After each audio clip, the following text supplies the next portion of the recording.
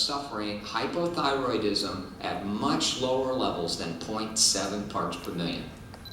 Another study that just came out, I think in February, by two Canadian researchers, Malin and Till, in Environmental Health. The title of it, Exposure to Fluoridated Water and Attention Deficit Hyperactivity Disorder Among Children and Adolescents in the United States, an Ecological Association. So this basically looked at state-by-state data on both attention deficit ADHD, and it also looked at fluoridation.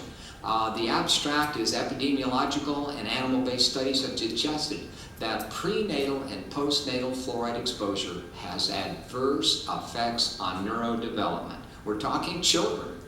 Conclusion, parents reported higher rates of medically diagnosed ADHD in their children in states in which a greater proportion of people receive fluoridated water from public water supplies.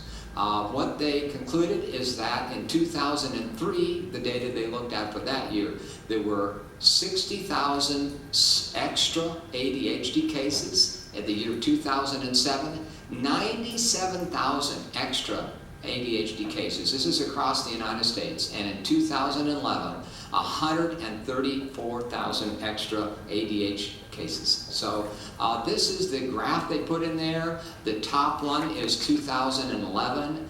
The middle one is 2007, and the lower line is 2003.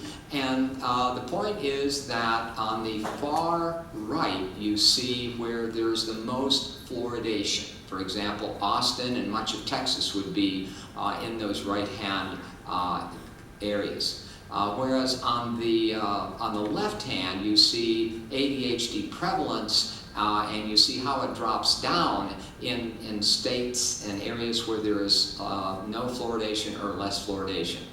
So this is a very large study. So as Griffin pointed out, that mother's milk has been designed to protect the baby against fluoride because it only has 4 parts per billion that has been determined to be in mother's milk.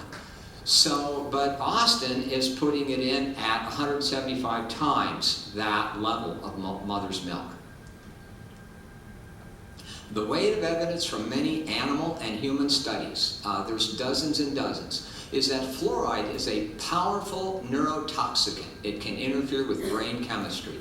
44 out of 51 studies have found an association between fairly modest exposure to fluoride and lower IQ. Most of these studies have been done in China, India, Mexico,